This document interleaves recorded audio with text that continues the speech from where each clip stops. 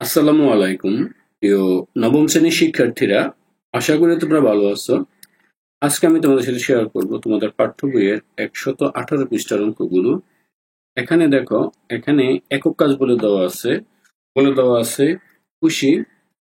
দেখো, 30 টাকায় 2টি পোস্টার পেপার ও 3টি সাইন পেন ক্রয় করে।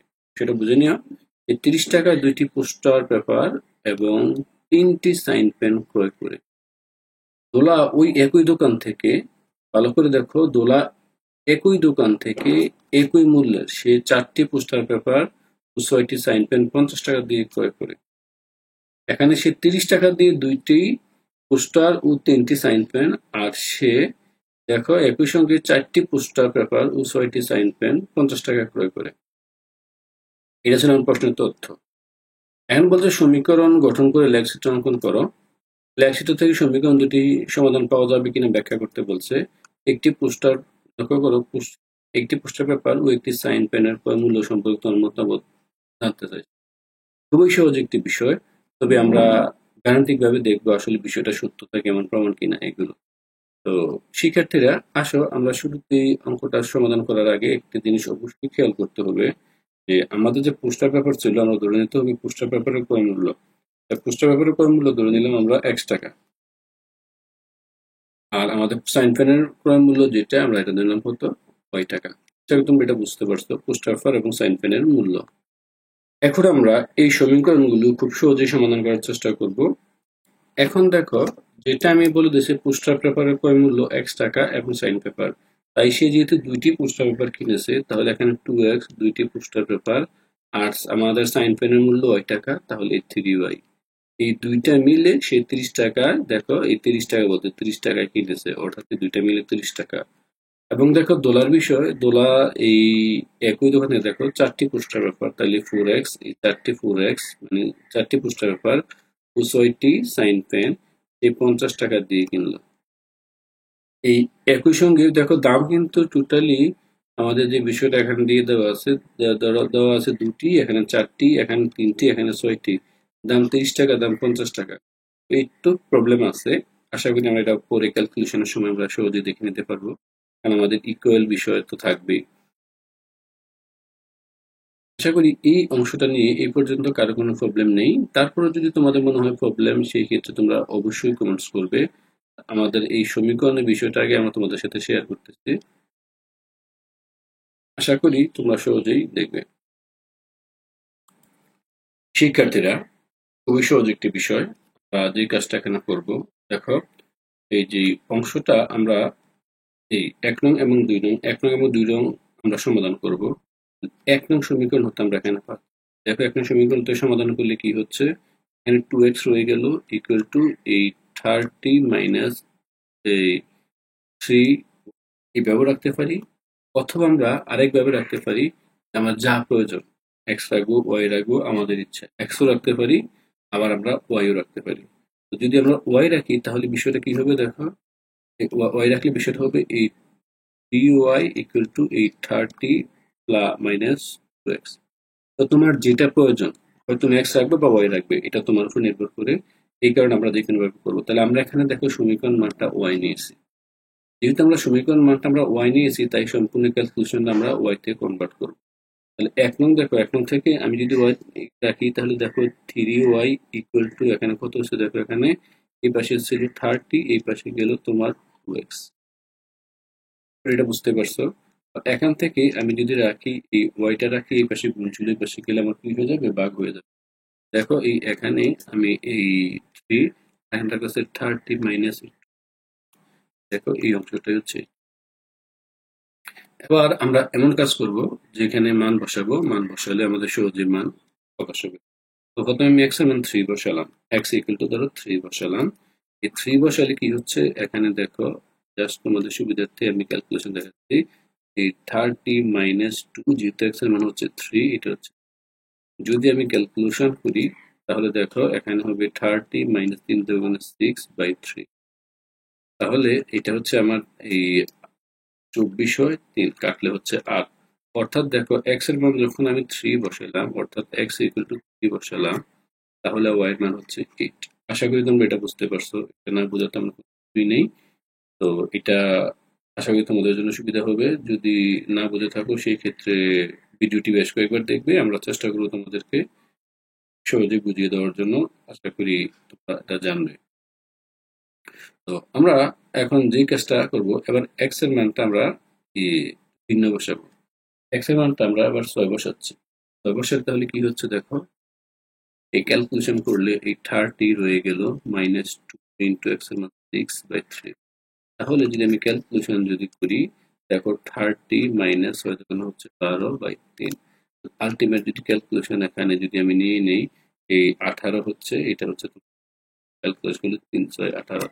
অর্থাৎ এক্স এর মান যখন আমি 6 বসিয়েছি, ওয়াই এর মান পেয়েছি তাও 6, Y equal to 6।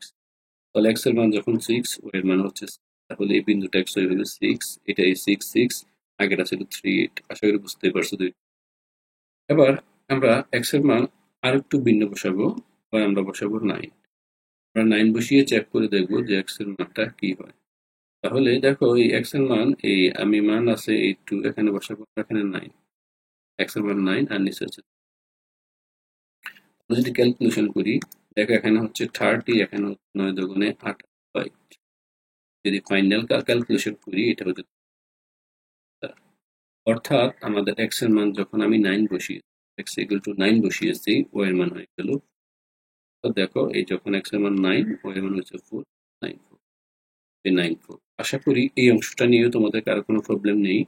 R problem থাকলে অবশ্যই কমেন্টস করবে বা জানাবে, আমরা চেষ্টা করবো পুরো অংশটাকে মিউচুয়াল করে দেওয়ার জন্য। এবার আমরা এক্স এর মান আমরা এখানে এই 12 বসি, এক্স ইকুয়াল টু দেখলাম, ওয়াই এর মান আসো। যখন আমি এই 30, এটা 12 দুগুণে হচ্ছে কত 24, এটা হচ্ছে 3 থাকতেছে আমার কত 3 দুগুণে 6, এখানে 3 কাটলে হচ্ছে 2।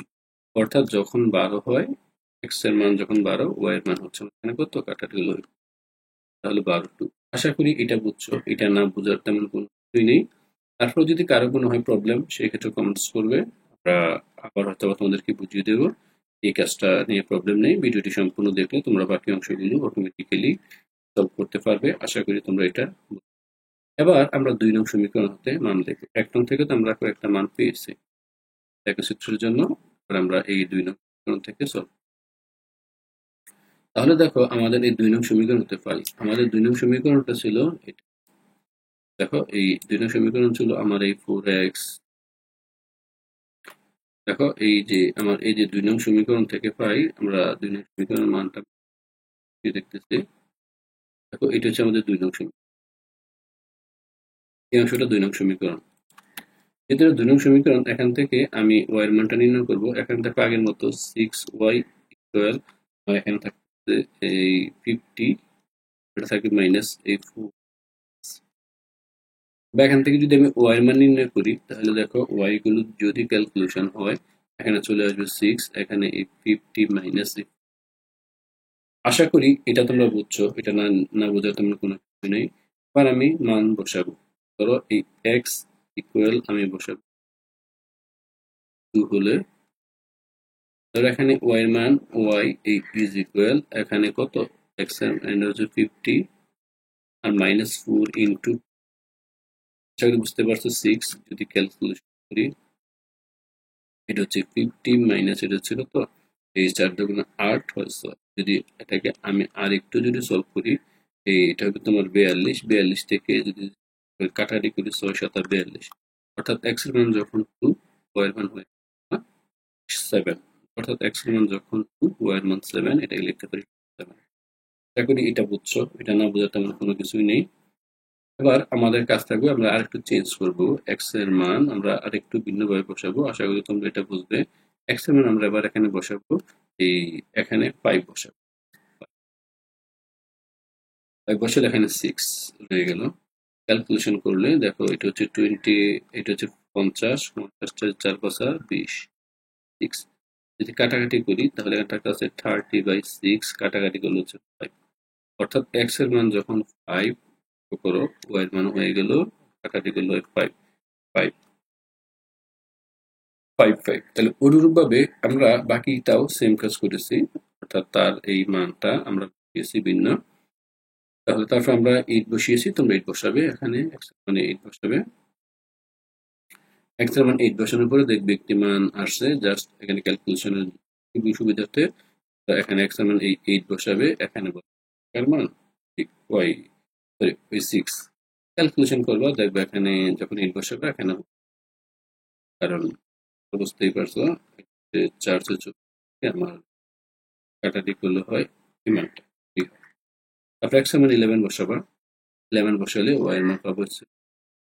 এখন x এর মান তোমরা 11 বসিয়ে দেবেন, কিভাবে হয় 50 আর 11 44 6 কাটলে হচ্ছে 6/6 হয়ে যাচ্ছে, পরে এখানে 1 তো x এর মান 11, y এর মান বসাবে 1 এই বসাবে, বসানোর পর দেখবে তোমরা সত্যিই এটা পেয়েছো। তো আমরা এই যে সমীকরণগুলো কাজ করলাম, এই সমীকরণ থেকে আমাদের মূলত এখান থেকে আমরা বলতে পারি আমাদের এই দেখো এই x এর মান এখান থেকে এই যে 1 নং সমীকরণ থেকে আমরা এই 1 2 3 4টা, আর 2 নং সমীকরণ থেকে 1 2 3 4 4টা মান, অর্থাৎ 1 নং সমীকরণ থেকে আমরা যে x y পেয়েছি এগুলো হচ্ছে 4টা, এবং 2 নং সমীকরণ থেকে এই মারছে এই 4। তো এখন আমরা যে কাজটা এখন করব, আমাদের সুবিধার্থে আমি আরেকটু ক্লিয়ার করতেছি। দেখো এই অংশটা হচ্ছে x, আর আমি আরেকটা দেব, আমি এই y বিভিন্ন অক্ষগুলো আমি স্পষ্ট করতেছি, আমাদের সুবিধা হবে। শিক্ষার্থীরা এখানে দেখো আমি x অক্ষ এবং y অক্ষকে ডিফাইন করেছি, আশা করি তোমরা সহজে বুঝতে পারবে। এটাকে x অক্ষের ঋণাত্মক দিক, এটা পজিটিভ দিক। এখন আমরা যেহেতু পজিটিভ মান নিইনি, আমি আবার তোমাদেরকে এই মানগুলো এখানে তোমাদের সুবিধার্থে একবার দেখাচ্ছি। এই দ্বিতীয় সমীকরণ আমি আগে এখন মানগুলো এখানে এই নিয়ে নিচ্ছি, তাহলে তোমাদের সুবিধা হবে বোঝার জন্য। দেখো এই যে অংশে আমি এই মানটা এখানে এই নিয়ে নিলাম, আমি 1 নং সমীকরণের বিষয়টা এখানে মানগুলো রাখলাম। 1 নং এর সমীকরণের মানটা কত দেখো এখানে 38, দেখো এখানে মান হচ্ছে 38। কিভাবে x অক্ষ বরাবর দেখো এখানে স্কেল নিয়েছি, x অক্ষে 1 গড় মানই থাকা হচ্ছে, তাকে আমি 2 হিসাবে অক্ষকে বসাবো। তাহলে x অক্ষ এখানে আছে 3, তাহলে 3 মানি x অক্ষে দেওয়া আছে 3 মানি এটা হবে আমার 6, সাধারণ বিষয়, আর 8 মানি হচ্ছে 16। তাহলে আমি 2 ঘর যাবো, লক্ষ্য করো 6 এই এখানে হচ্ছে 6 আর 8 মানে 16, এই যে অংশটা এখানে 1 2 3 এই 16, এটা হচ্ছে এই যে বিন্দুটা 38, এই বিন্দুটা 38। আশা করি বুঝতে পারছো। তারপরে বিন্দু দেখো 6 x অক্ষ আবার 6 দুগুণে 12, এই অংশ বুঝতেই পারছো। আশা করি এটা গেল। এবার আমাদের দেখো এটা হচ্ছে 6 পাওয়ার জন্য আমি এখানে এই শূন্য থেকে 6 মানে হচ্ছে x অক্ষ, এটা হচ্ছে তোমার 12 হবে, আর এইটাও 6 মানে 12, এটা হবে তো 9 দুগুণে কত 18, এটা হবে 4 দুগুণে 8, দ্বিগুণ করে ধরেছি, এটা হবে 12 দুগুণে 24, এটা হবে 2 4। আমাদের বোঝার সুবিধার্থে জাস্ট আমি এটা আরেকবার দিয়ে দিলাম।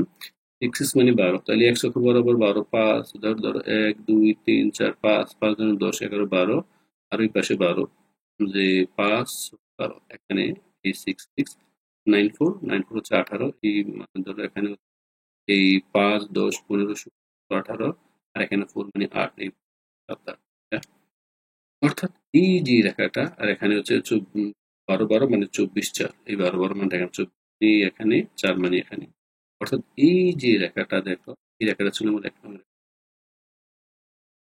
এই 1 নং রেখা। আশা করি এটা বুঝছো। এবার দেখো পক্ষান্তরে এই যে 2 নং এর মান 2 7, x অক্ষ বরাবর 2 মানে হচ্ছে এখানে দেখো 2 মানে হচ্ছে y অক্ষ বরাবর 7, দেখো এই যে রেখাটা এটা 2 নং রেখা, তাহলে এটা হচ্ছে সাইড x অক্ষ বরাবর 1 2 3 4, এটা হচ্ছে এই 10 5 5 10 11 12 13 14, এই বিন্দুটা হচ্ছে এটা। আমি আবার এখানে দেখেন এই বিন্দুটা। এবার আমার আরেকটা দেখাবো, এটা হচ্ছে তোমার এই 5 5 5 মানে 10 10, x অক্ষ 10 y অক্ষ 10, এই বিন্দু হচ্ছে এটা।